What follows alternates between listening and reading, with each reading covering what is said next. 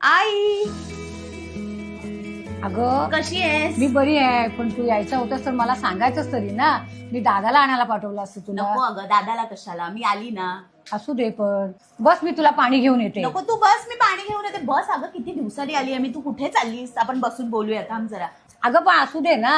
असू दे, नको. चल मग, तू ऐकणार नाही. चल आपण दोघी जाऊन बनवू. आणि याश्विनी, तू कधी आलीस? आत्ताच आली मी. फोन तरी करायचंस ना मला, मी न्यायला आलो नको, असतो. कशाला, मी आली. अरे तू पण अशी आहेस ना. हा ते जाऊ दे, खायला काय आणलं ते सांग. अरे खायचं काय बघतोस, मी बनवते. कशाला खायला बाहेरचं हवे? थांब, मी तुला बनवून आणते. काय बनवू सांग. गुलाबजामुन ते मस्त बनवतेस तू. चालेल. हा अश्विनी घरी आली ना बरं वाटतं, जरा घर कसं भरल्यासारखं वाटतं. आई मला तू कोणाला आणायला पण नाही पाठवलंस. मला एवढ्या लांबून चालत यायला अगं लागलं. पण जरा हो जरा शांत राहा. मग तुला पाठवायला काय झालेलं आहे यांना? कोणतरी न्यायला आलंच असतं. बघ अजून पाणी पण नाही तुम्हाला हो आता विचारलं. आणते ना पाणी. आई जेवायला काय बनवलंय? वांग्याची भाजी बनवली.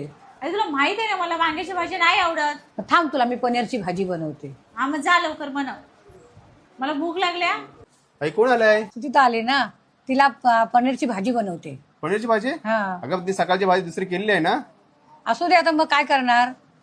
ती वांग्याची भाजी खात नाही. ते आई हा. तिला काय पाहिजे ते बनव. बनवते तिला हा. पनीरची भाजी बनवते. नाही तर नुसती किरकिर करत बसेल. बरं झालं तुम्ही दोघे जणी आल्यात, पण मला बरं वाटलं. बघ ना आई, दिवस कसा गेला समजलंच नाही मला. बोर झाली मी इथे. चल मी आई.